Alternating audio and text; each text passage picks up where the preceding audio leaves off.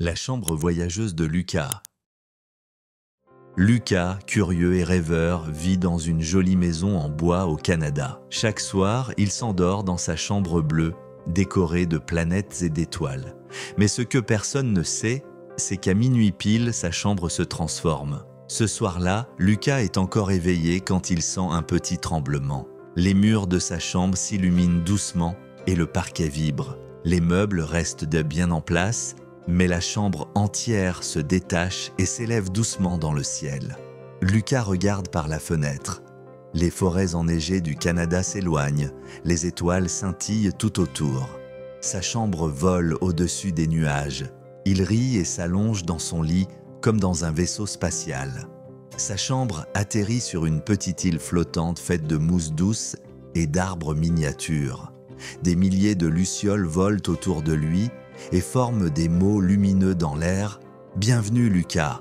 La chambre glisse dans un monde fait de coussins, de couettes, de plumes et de couvertures volantes. Lucas saute dans un nuage géant de duvet où vivent des animaux en peluche géants qui dansent le twist. Un ascenseur en forme de fusée emmène la chambre dans une bibliothèque suspendue entre deux planètes. Des livres volants tournent autour de Lucas et un hibou à lunettes lui lit une histoire sur les rêves. Lucas arrive dans un monde aquatique où l'eau est remplacée par des bulles flottantes. Chaque bulle contient une image, un rêve d'enfant, un souvenir doux, un rire capturé. Il flotte au milieu d'eux, émerveillé. La chambre traverse une forêt magique où chaque arbre joue de la musique. Les troncs sont des flûtes, les branches des violons. Lucas devient chef d'orchestre d'un concert magique qui fait danser les feuilles. Dans un paysage tout blanc, Lucas découvre un château entièrement sculpté dans la glace. Une reine des neiges et ses petits bonshommes flocons l'invitent à une fête avec des patins magiques qui glissent tout seuls. Sa chambre s'attache comme un wagon à un long train coloré qui roule dans le ciel étoilé. Tous les passagers sont des animaux en pyjama. Ils jouent à des jeux de société géants et chantent une chanson du sommeil.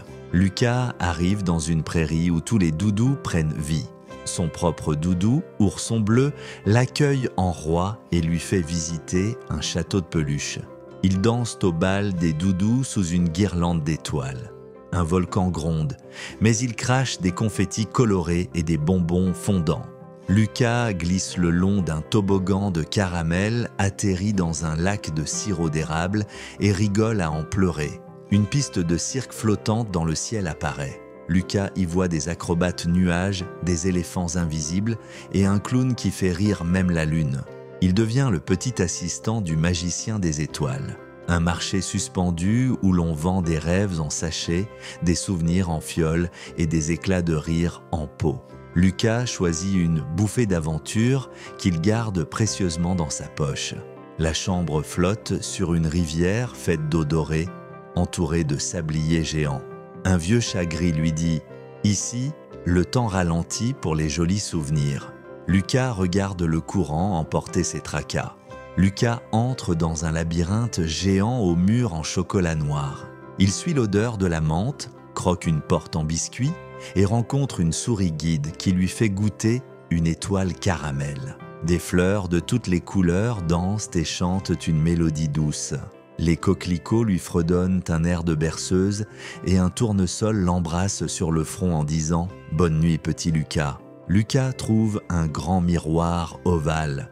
Quand il regarde dedans, il voit tous ses plus beaux moments. Un câlin de maman, une balade en forêt avec papa, un bonhomme de neige. Il se sent rempli d'amour. La chambre commence à redescendre. Lucas bâille.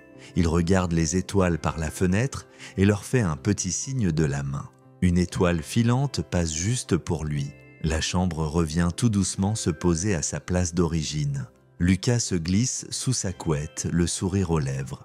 Dans sa main fermée, il serre la plume trouvée sur l'île aux lucioles, prêt pour la prochaine nuit magique.